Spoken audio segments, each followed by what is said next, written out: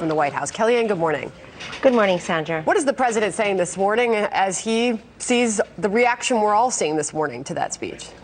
Well, the president knows the reaction came from the American public last night. I saw a CBS poll showing that independents overwhelmingly approved of his speech, and that makes sense because independents, by their very nature, reject partisanship. And the president was talking last night about the great American comeback, and that includes people of all walks of life. I think it's very disappointing for people to literally watch Democrats sitting on their hands, Nancy Pelosi shredding the memory of Kayla Mueller, shredding Tuskegee, 100-year-old Tuskegee Airman, shredding a little 2-year-old Ellie who was born at 21 weeks and 6 days, and the list goes on and on. People sitting on their hands and rolling their eyes when a crying man with cancer was awarded the Presidential Medal of Freedom.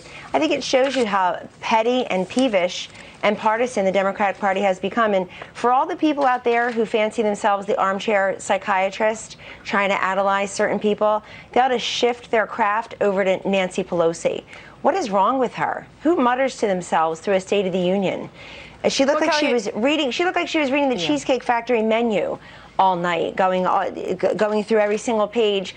And then I think that she should either be censured, or I believe the same woman who led a resolution in the House to denounce a tweet last summer, there ought to be a Senate resolution denouncing her behavior last night. Is that your feeling, or is that the president's feeling this morning?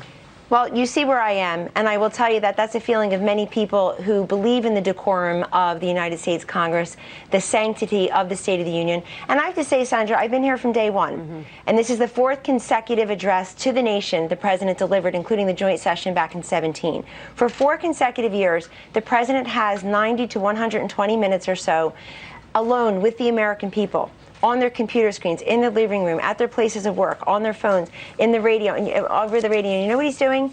He's speaking to them unfiltered, uninterrupted, uninsulted by these people who criticize him all day long. And it's worked for him every single time because people get to hear what's happening in their country. Otherwise, they don't get the information. For the 4th consecutive year, the content and the speech didn't leak ahead of time, and I'm very happy to say the guests have never leaked. Those guests in the First Lady's box, it's a very fine process commanded by a very small group of us. They should probably run everything around here because the guests have never leaked. I don't mean to talk over you. I just have a lot I want to get to, and I know you have a lot to say, Kellyanne, so thanks again for being here.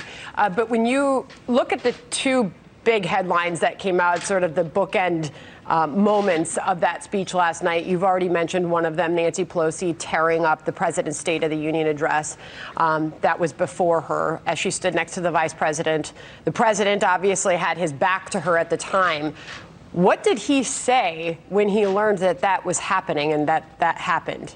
Well, that's typical her, though. We've seen it here again and again. I've seen it in the Situation Room, saw it in the Cabinet Room twice, saw it in another meeting. She has a temper tantrum, and then she leaves. But now the country saw it. There's no silly picture of her standing with all those men around the cabinet. Okay, and then let me ask you about the moment that's America on the screen saw an incorrigible child ripping up a presidential State of the Union that is meant for the people. It's meant to be delivered to the people. Then there was the moment that before the speech when the president walked into the room and he was greeted by the vice president and the House Speaker. She extended her hand to the president. He seemingly snubbed the handshake.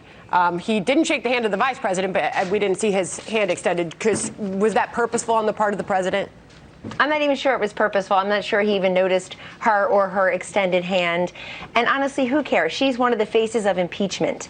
She wants to impeach this president on these specious articles. They've made fool of themselves in less than 48 hours. Sandra, follow me. In less than 48 hours, from Monday at 9 p.m. to when the caucus results were supposed to come in, to Wednesday at 4 p.m., this president would have hit the trifecta.